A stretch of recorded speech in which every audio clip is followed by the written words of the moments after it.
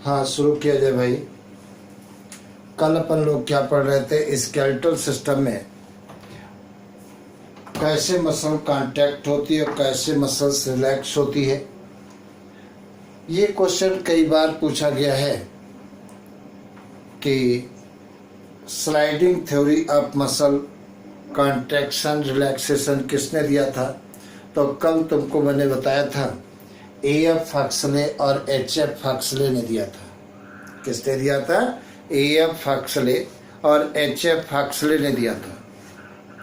दूसरी बात देखा जाए, जब मसल्स कांटेक्ट होती है तो एक्टिन रॉड मायोसिन रॉड के ऊपर स्लाइड करती हैं। मतलब लेंथ किसकी चेंज होती है? एक्टिन रॉड की चेंज होती है, मायोसिन रॉड की लेंथ अनचेंज होती है। और ये क्वेश्चन 2015 में पूछा गया था। तो तुमको याद रखना है, जब भी मसल कॉन्ट्रैक्शन होता है तो एक्टिन रॉड की लेंथ चेंज होती है, लेकिन मायोसिन रॉड की लेंथ चेंज नहीं होती है। तो कैसे मसल कांटेक्ट होती है, कैसे रिलैक्स होती है, ये बातें अपन दोनों की हो चुकी थी। एक बात मैं फिर बार बार यही कह रहा हूँ कि मेरे लेक्चर अगर नहीं पढ़ रहे हो तो बहुत बड़ी भूल कर रहे हो, और इस भूल का पश्चाताप करना पड़ेगा आफ्टर एग्जामिनेशन। एग्जामिनेशन के बाद जब मेरे लेक्चर देखोगे तो आपको मेरे लेक्चर की खासियत या महत्व समझ में आएगा, लेकिन तब तक बहुत देर हो चुकी होगी। और ये भी ध्यान रखना, अधिक से अधिक लोगों को बताइए, जैसे अधिक से अधिक लोगों को फ़ायदा मेरे लेक्चर का हो, और लाइक करें। दूसरी बात देखा जाए, अब स्केलेटल सिस्टम को हम देखें तो दो पार्टों में डिवाइड करते हैं। एक होता है एक्सियल स्केलेटल सिस्टम और दूसरा होता है appendicular skeletal system. Axial skeletal system body की मेन एक्सिस बनाता है और इसके फॉर्मेशन में 80 बोन पार्टिसिपेट करती हैं। तो मैंने बताया स्केलेटल सिस्टम को दो पार्टों में डिवाइड करते हैं, एक एक्सियल स्केलेटल सिस्टम और दूसरा appendicular skeletal system. Axial skeletal system 80 bone का बना होता है। और एक्सियल स्केलेटल सिस्टम कितने पार्टों से मिलकर बना होता है? तो देखा जाए क्या होता है, एक तो होता है स्कल। ये ऊपर का इतना पोर्शन क्या कहलाता है? स्कल कहलाता है। दूसरी कौन सी होती है? वर्टिब्रल कॉलम होती है। तीसरा कौन सा होता है? ये रिब्स, ये स्टर्नम होता है। और चौथा कौन सा होता है? रिब्स। ये चार पार्टों से मिल करके एक्सियल स्केलेटल सिस्टम बना होता है। मैंने बताया एक होता है स्कल, दूसरा होता है वर्टिब्रल कॉलम, और तीसरा कौन सा होता है? स्टर्नम, और चौथा होता है रिब्स। ये चार पार्टों से मिल करके एक्सियल स्केलेटल सिस्टम बना होता है। सबसे पहले हम स्कल की बात कर रहे हैं। स्कल के फॉर्मेशन में कितनी बोन पार्टिसिपेट करती है? 29 बोन पार्टिसिपेट करती हैं। और स्कल इतना पोर्शन जो ऊपर का होता है, ये सब स्कल कहलाता है। अब स्कल के फॉर्मेशन में देखिए कितनी बोन पार्टिसिपेट करती हैं, तो मैंने बताया 29 बोन पार्टिसिपेट करती हैं। और स्कल के फॉर्मेशन में देखिए एक तो होता है इतना, ये पोर्शन क्या कहलाता है? क्रेनियम कहलाता है। क्या कहलाता है? क्रेनियम कहलाता है। तो क्रेनियम के फॉर्मेशन में कितनी बोन पार्टिसिपेट करती हैं? 8 बोन पार्टिसिपेट करती हैं। क्रेनियम के फॉर्मेशन में 8 बोन पार्टिसिपेट करती हैं। दूसरा देखा जाए, ये क्या है? फेस है। फेस के फॉर्मेशन में 14 बोन पार्टिसिपेट करती हैं, 14 बोन पार्टिसिपेट करती हैं। तीसरी बात देखा जाए, एक बोन कहाँ पर होती है? बक्कल कैविटी के बीच में होती है, यू के आकार की होती है, जिसे हाइवाइड बोन कहते हैं। ये सिंगल बोन होती है। तो ये क्वेश्चन पूछ सकता है, which of the following U shaped bone, कौन सी बोन यू शेप्ड होती है? तो आपका आंसर होगा हाइवाइड बोन, जो बक्कल कैविटी के बीच में पाई जाती है और इस पर जीभ का बीज टिका रहता है, तो यहाँ पर यू शेप बोन होती है जिसे हाइवाइड बोन कहते हैं। और देखा जाए दोनों कानों में एक इधर मिडल ईयर, एक इधर मिडल ईयर, प्रत्येक मिडल ईयर में 3 बोन पाई जाती हैं। सबसे बाहर की तरफ मैलियस होती है, उसके बाद इनकस होती है और सबसे अंदर की तरफ स्टेपिस होती है। तीनों बोन को एक साथ क्या कहते हैं? ईयर आसिकल कहते हैं। क्या कहते हैं? ईयर आसिकल कहते हैं। तो देखा जाए मैंने तुम्हें क्या बताया, तुम्हें याद रखना है, मिस टर्म याद रखना है। बहुत बार क्वेश्चन आ चुका है कि कान के अंदर जो बोन पाई जाती है उनका करेक्ट ऑर्डर क्या होता है। तो अगर जो आउट टू इनसाइड देखते हो तो बाहर की तरफ मैलियस, बीच में कौन सी है? इनकस, और सबसे अंदर की तरफ कौन सी है? स्टेपिस होती है। ये भी क्वेश्चन कई बार पूछा गया है, बॉडी की स्मॉलेस्ट बोन कौन सी है? तो आपका आंसर होगा स्टेपिस। तो स्टेपिस जो बोन होती है वो बॉडी की सबसे स्मॉलेस्ट बोन होती है। तो मैलियस, इनकस और स्टेपिस तीनों बोन को एक साथ क्या कहते हैं? ईयर आसिकल कहते हैं। ये तुम्हें याद रखना है, इनके सीक्वेंस को याद रखना है। बाहर से अंदर की तरफ मिस टर्म याद रखना। मिस का मतलब सबसे बाहर की तरफ मैलियस, बीच में इनकस और अंदर की तरफ स्टेपिस। और स्टेपिस जो बोन होती है बॉडी की सबसे स्मॉलेस्ट बोन होती है। तो देखा जाए स्कल के फॉर्मेशन में मैंने क्रेनियम में बताया है, क्रेनियम के फॉर्मेशन में कितनी बोन पार्टिसिपेट करती हैं?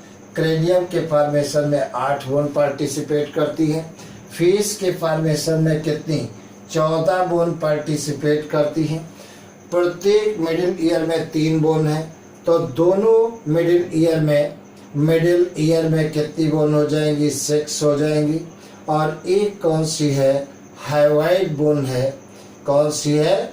ये हाइवाइड बोन है, ये सिंगल है। अगर जो काउंट करिए तो 8 4 12, 12 6 16, 6 4 10 8 18, 18 1 19 के 9 हासिल 1 2। तो स्कल के फॉर्मेशन में कितनी बोन पार्टिसिपेट करती है? 29 बोन। तो तुम्हें याद रखना है क्रेनियम के फॉर्मेशन में 8 बोन पार्टिसिपेट करती है।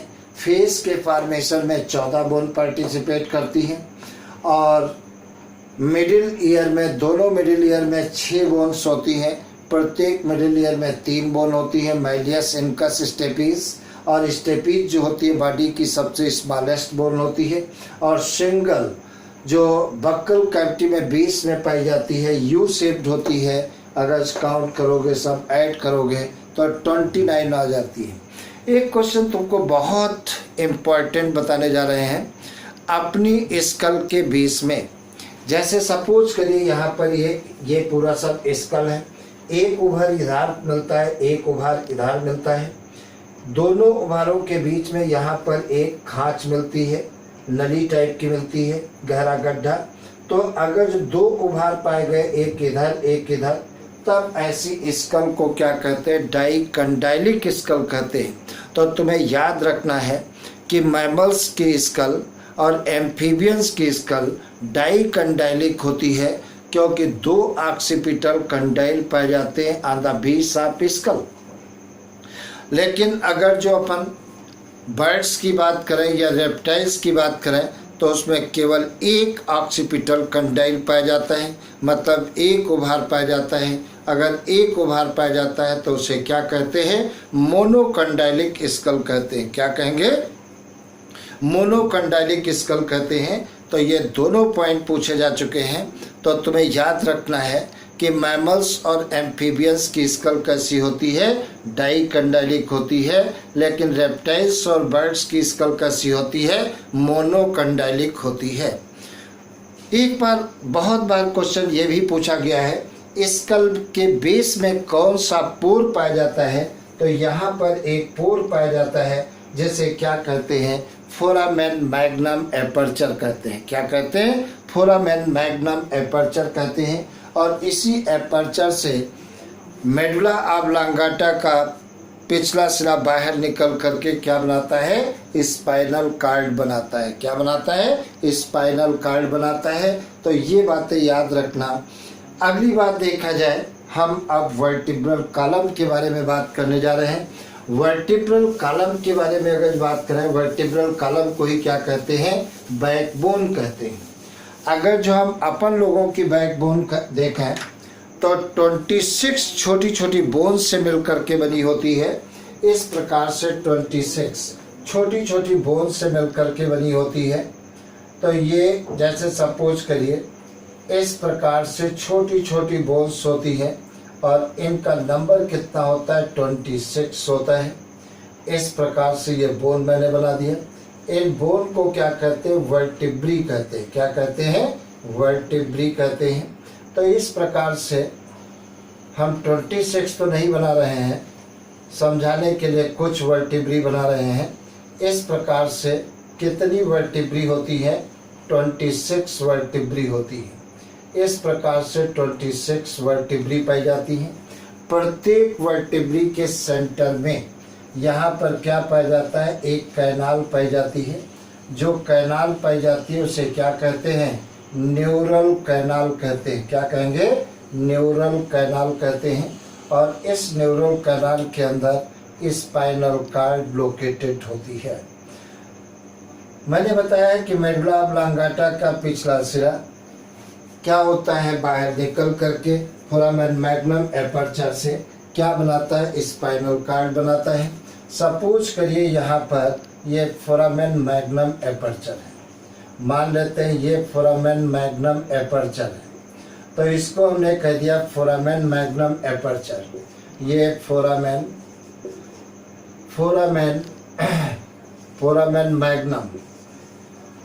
मैग्नम पोर कहते हैं। अब देखा जाए, यहाँ पर सपोज करिए ये मेडुला ऑब्लांगाटा है। ये मान लेते हैं मेडुला ऑब्लांगाटा का पिछला सिरा है।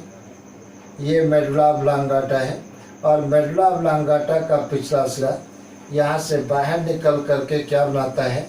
स्पाइनल कार्ड बनाता है। इस प्रकार से ये स्पाइनल कार्ड बनाता है। तो बैकबोन के अंदर जो कैनाल पाई जाती है उसे क्या कहते हैं? न्यूरल कैनाल कहते हैं। क्या कहते हैं? ये कहलाती है न्यूरल कैनाल कहलाती है। ये न्यूरल कैनाल। और ये क्या कहलाती है? स्पाइनल कार्ड कहलाती है। ये स्पाइनल कार्ड कहलाती है। और ये फोरामेन मैग्नम एपर्चर, और इनको क्या कहते हैं? वर्टिब्री कहते हैं। क्या कहते हैं? ये वर्टिब्री कहलाती है या वर्टिब्रा कहलाता है। दो वर्टिब्री के बीच में एक कार्टिलेज पाया जाता है। इस प्रकार से इसे क्या कहते हैं? इंटरवर्टिब्रल डिस्क कहते हैं। तो ये इंटरवर्टिब्रल डिस्क पाई जाती है, मतलब ये कार्टिलेज होता है। ये इंटरवर्टिब्रल डिस्क है, कार्टिलेज है। इस प्रकार से ये इंटरवर्टिब्रल डिस्क पाई जाती है। तो इसको क्या कहते हैं? इंटरवर्टिब्रल डिस्क कहते हैं। इंटरवर्टिब्रल डिस्क कहते हैं।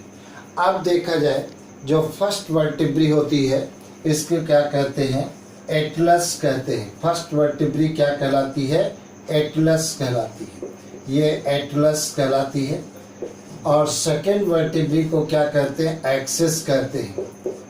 ये सेकेंड वर्टिब्री, ये फर्स्ट वर्टिब्री है, फर्स्ट। और ये क्या कहलाती है? सेकेंड वर्टिब्री कहलाती है, एटलस। इसके ऊपर क्या रखा रहता है? खोपड़ी रखी रहती है, सर रखा रहता है। अब देखा जाए, हम कितने पार्टों में बैकबोन को डिवाइड करते हैं। बैकबोन यहाँ से लेकर के, नेक से लेकर के और टेल तक एक्सटेंड रहती है, फैली रहती है। और हम इसको 5 पार्टों में डिवाइड करते हैं। पहला पार्ट कौन सा है? सर्वाइकल। इतना यहाँ से यहाँ तक की जो बैकबोन होती है उसे क्या कहते हैं? सर्वाइकल रीजन कहते हैं। और सर्वाइकल रीजन में बैकबोन के अंदर वर्टिब्री का नंबर कितना होता है? 7 होता है। मतलब मेजॉरिटी ऑफ मैमल्स के सर्वाइकल रीजन में, मतलब नेक रीजन में नंबर ऑफ वर्टिब्री कितनी होती है? 7 होती है। चाहे हम कैमल की हम गर्दन देखें, नेक देखें, चाहे हम जिराफ की नेक देखें और चाहे हम चूहे की नेक देखें, सबकी नेक रीजन में वर्टिब्री का नंबर 7 ही होता है। जिराफ में क्या होता है? नंबर ऑफ वर्टिब्री 7 ही होती है, लेकिन वर्टिब्री की लेंथ इंक्रीज हो जाती है, लंबी हो जाती है, इसलिए उनकी गर्दन लंबी होती है।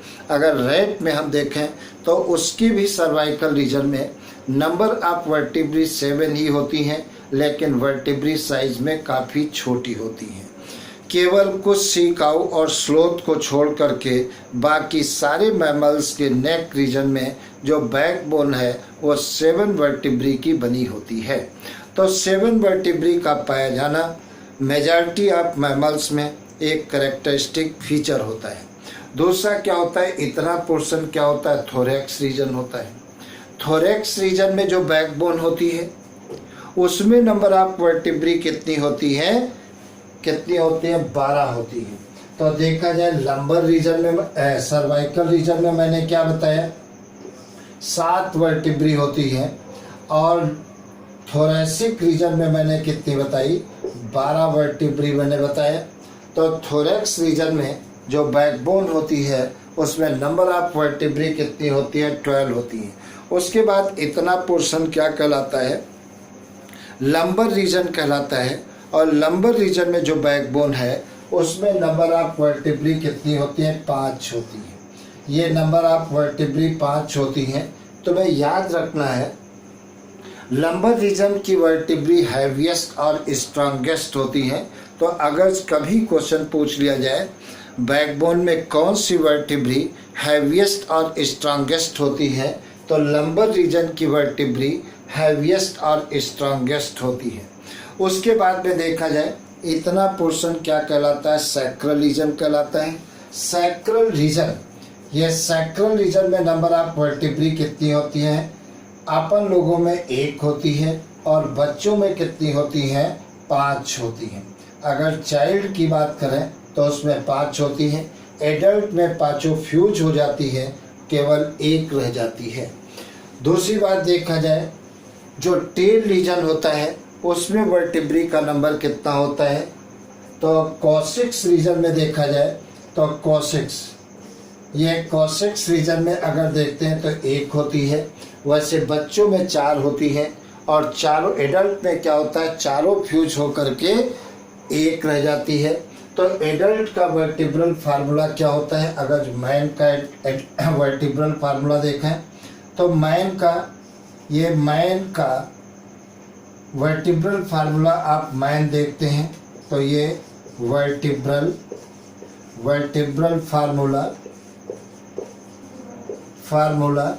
ऑफ मैन, अगर मैन का देखते हैं तो क्या होता है? सर्वाइकल रीजन में 7, थोरैसिक रीजन में कितनी होती हैं? 12, लंबर रीजन में 5, सैक्रल रीजन में 1 और कॉसेक्स रीजन में कितनी? 1। तो ये बच्चों का है। अगर हम मैन का है। अगर हम चाइल्ड की बात करें, अगर चाइल्ड की बात करते हैं, ये तो मैन की मैंने बात कर दी। अब अगर चाइल्ड में देखा जाए तो सर्वाइकल रीजन में कितनी होती है? 7 होती है। थोरैसिक रीजन में बच्चों में भी कितनी होती है? 12, लंबर रीजन में कितनी होती है? 5 और सैक्रल रीजन में कितनी होती हैं? ये 5 होती हैं। और कॉसेक्स रीजन में कितनी होती हैं? 4। तो कितनी हो गई? 7, 12, 7, 19, 19 और 5 24, 24 और 5 29, 29, 4 33, तो 33 हो गई। और इधर कितनी हो जाएंगी? 26 हो जाएंगी, 26 हो जाएंगी। तो अगर बच्चों की बैकबोन में वर्टिब्री का नंबर देखा जाए तो 33 होता है और मैन की बैकबोन में वर्टिब्री का नंबर कितना होता है? 26 होता है। तो ये तुम्हें मालूम हो गया चाइल्ड का। अगर देखते हैं वर्टिब्रल फार्मूला आप चाइल्ड का देखते हैं तो क्या हो जाएगा? C7 और थोरैसिक रीजन में 12, लंबर रीजन में 5, सैक्रल रीजन में कितनी? 5 और कॉसेक्स रीजन में कितनी? 4। मतलब इसमें कितनी है 26 और इसमें कितनी है 33। तो याद अपने को रखना है, अगर मैन की बात की जा रही है तो मैन की बैकबोन में वर्टिब्री का नंबर 26 होता है और चाइल्ड की बैकबोन में वर्टिब्री का नंबर 33 होता है। दूसरी बात देखा जाए, मैंने बताया है कि बैकबोन के अंदर एक कैविटी पाई जाती है, एक कैनाल पाई जाती है जिसे न्यूरल कैनाल कहते हैं और इस न्यूरल कैनाल के अंदर स्पाइनल कॉर्ड लोकेटेड होती है। मेडुला ऑब्लांगाटा का पिछला सिरा फोरामेन मैग्नम एपर्चर से बाहर निकलकर स्पाइनल कॉर्ड बनाता है। फर्स्ट वर्टिब्री को क्या कहते हैं, एटलस कहते हैं। सेकेंड वर्टिब्री को क्या कहते हैं, एक्सिस कहते हैं।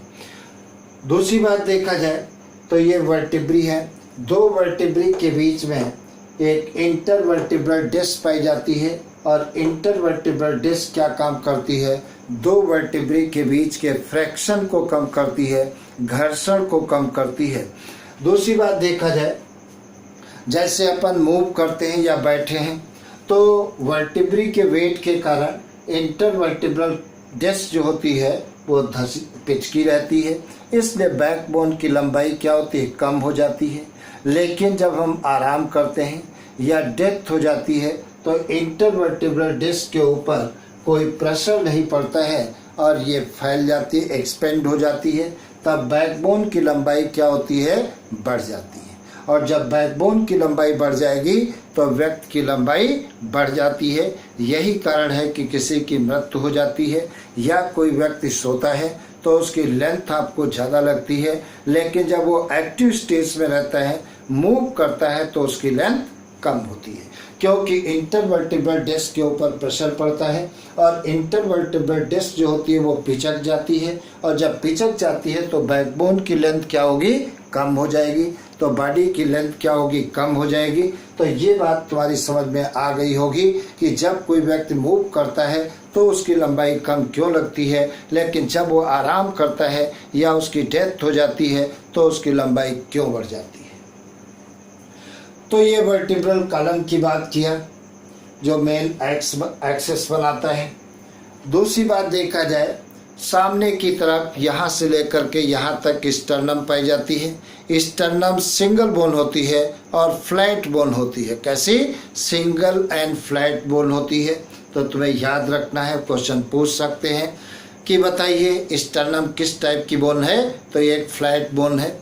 और एक बात बता दें, स्कल की भी जितनी भी बोन होती है वो फ्लैट बोन होती है, चपटी हड्डियाँ होती हैं, फ्लैट बोन होती हैं। तो स्टर्नम भी कैसी है, फ्लैट बोन होती है। दूसरी बात देखा जाए क्या होता है, अब हम रिब्स के ऊपर आ रहे हैं। रिब्स के ऊपर क्वेश्चन पूछा जा चुका है, यही 2019 में क्वेश्चन पूछा गया था रिब्स के ऊपर। अब जो पढ़ाने जा रहे हैं 2 क्वेश्चन आ चुके हैं। रिब्स, अगर जो हम ह्यूमन की बात करते हैं तो रिब्स का नंबर कितना होता है,